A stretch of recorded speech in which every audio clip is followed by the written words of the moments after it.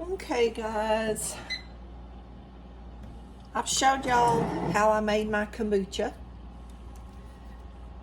If I can get this in the sun. There we go, a little sun going through there. There's my kombucha tea. It's my SCOBY on the top.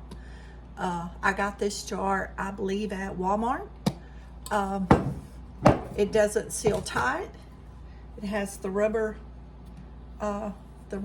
lining or seal, so it doesn't fit. It doesn't fit tight, so it burps. See, it moves, and so I figured that would work perfect. It's only me, so a half a gallon is more than enough.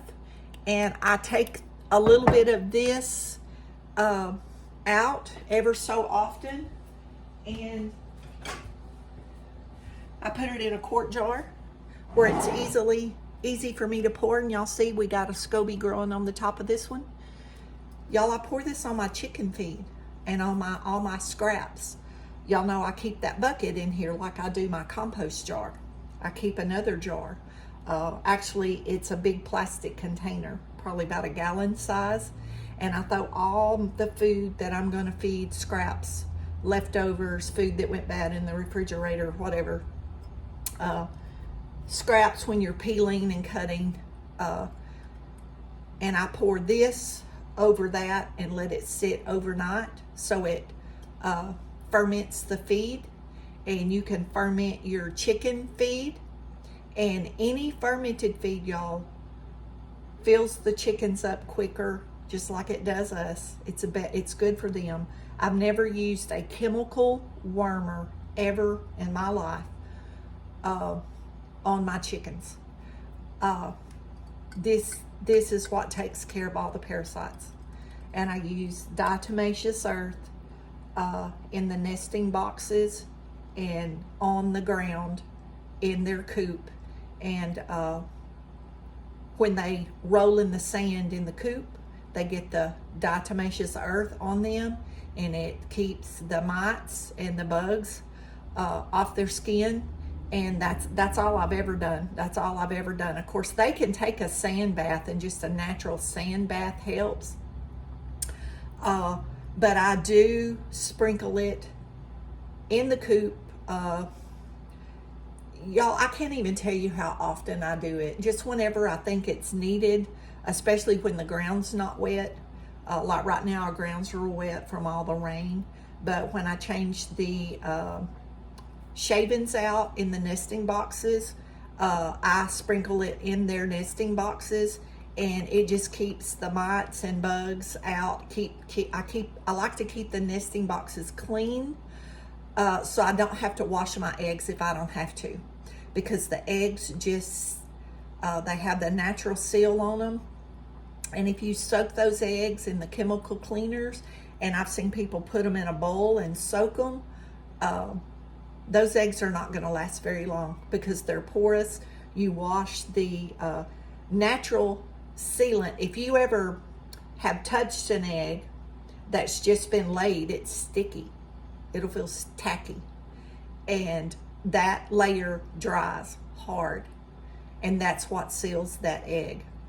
And you think about it, when a hen starts brooding, and she may lay eggs for 21 days, 2 weeks, 20 days, whatever. And then she sits on them 21 days. And those eggs don't spoil before she comes back and starts sitting on them. She'll lay one egg every day, and then after a few weeks, she gets enough eggs and she starts sitting on those eggs every day. Now, y'all think about that. And those eggs don't go bad. Those eggs are good.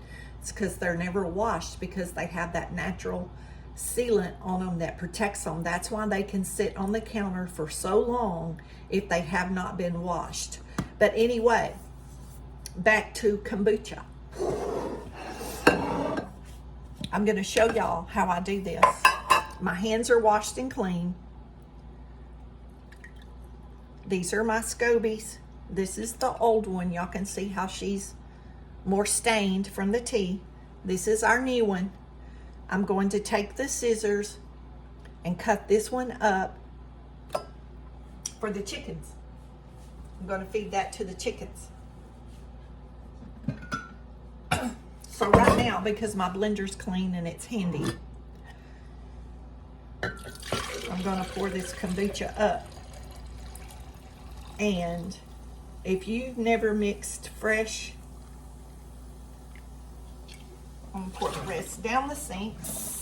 Let me rinse the sediment, y'all, which is the poop from the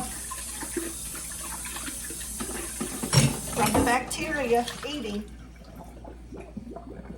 I rinse my jar. I don't go to great lengths to do a lot to it. My hands were clean. The jug has been clean. The jug had all the good bacteria in it. This is all I've ever done my whole life. People will tell you you cannot do it this way. You can do it this way. This is my tea that I brewed this morning.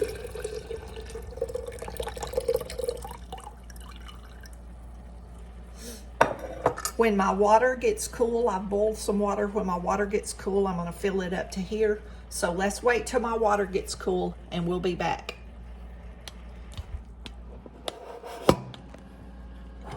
There's our tea.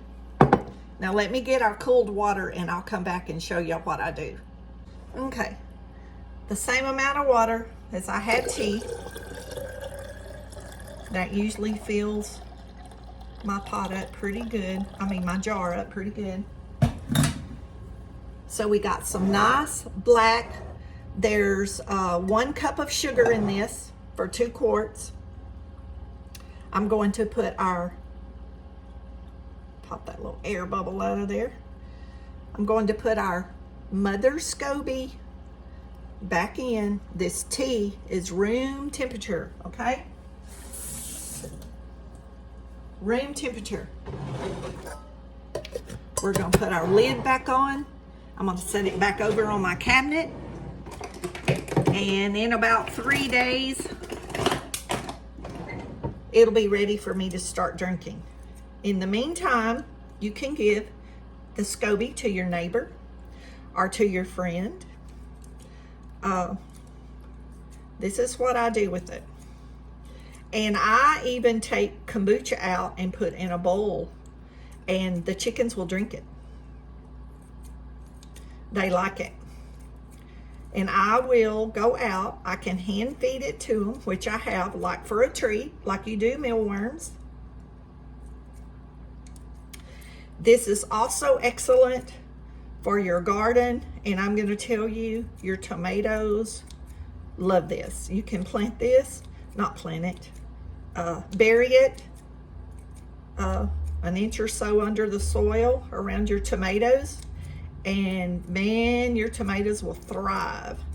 And I pour this a lot of times around my tomatoes and my acidic vegetables. So this will be the treat for the chickens today. Sometime I chop up an apple because the ducks can't peck the apple. So I cut it into pieces so the ducks can get some. And if I have an apple that's gotten soft, like if you watch the smoothie video I made earlier, I took one of those softer apples because they're really sweet, it's just like a banana. The fruit gets riper. You know, you might not like it, you know, the taste for your palate. You know, you might want more of the firmer fruit or crispier fruit. Y'all, those are the ones that makes the excellent smoothies.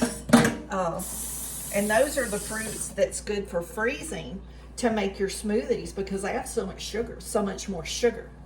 So your drink is going to be sweeter. But I'm going to move y'all over here close to this where I poured this up. Can y'all see all that carbonation at the top of that that's come up while that's sitting there? Y'all, that is so good. It's tart. It's a little bit sweet. It's fermented tea. It's fermented black tea. And another little thing that I do sometimes through the winter is I'll take chai tea bags and I'll add the chai tea to my fermentation, and it'll give it that little bit of spice.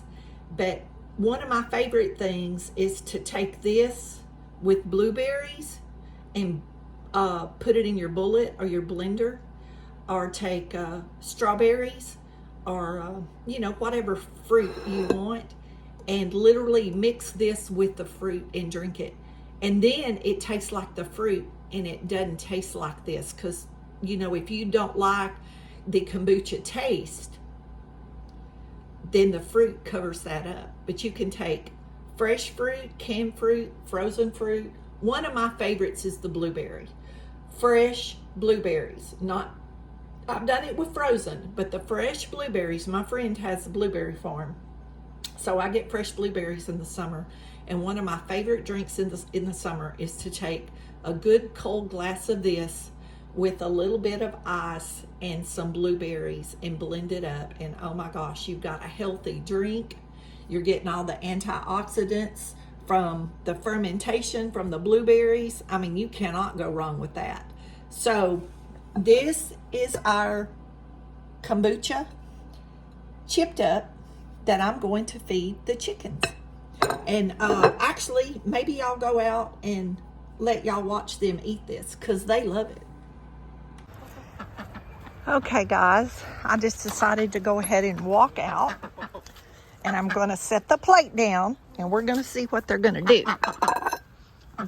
So that I started to put an apple on it, but I didn't want y'all to think I was enticing them with the apple.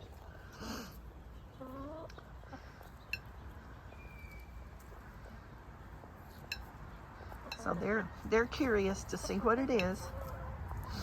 They're like, well, Mom, we're not used to eating off a plate. Well, I want our friends to see that it is our SCOBY that we just cut up. Let me move back some. Some of the chickens are shy and they don't want to come up if I'm too close.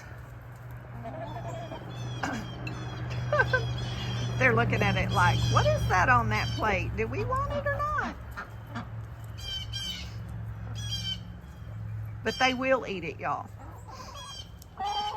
They're probably so full right now from what I gave them earlier, they don't know what to do. But that's why I try to hand feed it a lot, to make sure everybody gets a piece or gets a bite of it, instead of just the same one eating so much. Rising Sun, you better get you a bite, buddy. Y'all, these chickens are the ones I hatched last year, and they're very shy around the other chickens. They sleep in a different coop, and it's almost like I have two separate groups of chickens. That was the group that 65 was with, and 65 is no longer here. So he found a new home because I didn't want Rising Sun to kill him with them big old spurs he's got. Rising Sun has never, I would be shocked if he ever tried to attack me. He's never dropped a wing and did that little dance.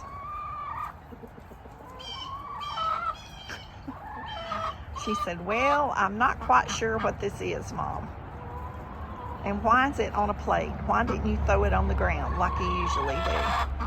Because I knew if I threw it on the ground, y'all couldn't see it. And I wanted y'all to see it. Oh, look, she got a piece, and now they're all going to chase her. That's so funny. Okay, so y'all see what it is. Let me throw it out here on the ground and see they'll get it. It's that plate that's, see, the ducks are even getting it. The plate is throwing them off, but I wanted y'all to see that that's what it was. And hopefully I'm videoing them as I'm throwing that off the plate. So I emptied the plate, and see, they're eating it off the ground. They're like, now Mom, we understand, it's on the ground. They're like, the plate was a little bit fancy for us. The plate was a little bit fancy.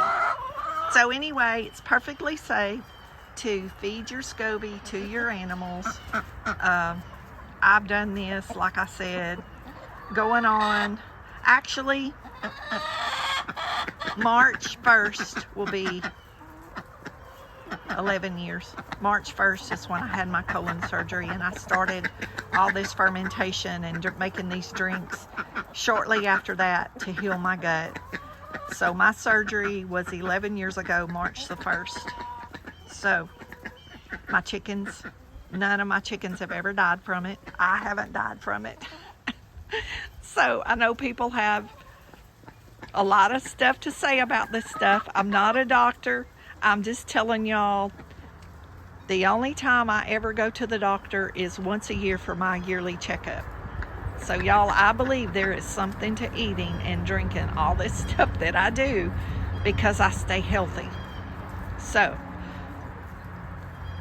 I know a lot of people don't want to give up the processed foods, and we're all gonna die with something. I'll die with something one day, but I can thank God for this June the 8th, I'll be 66, and I can thank God for the last 11 years that I've been healthy. So, with that, y'all have a good day. I've got a brush pile to clean up. Be blessed. Know you're loved. Jesus loves you more. Don't forget to say your prayers, and we'll see y'all in the next video.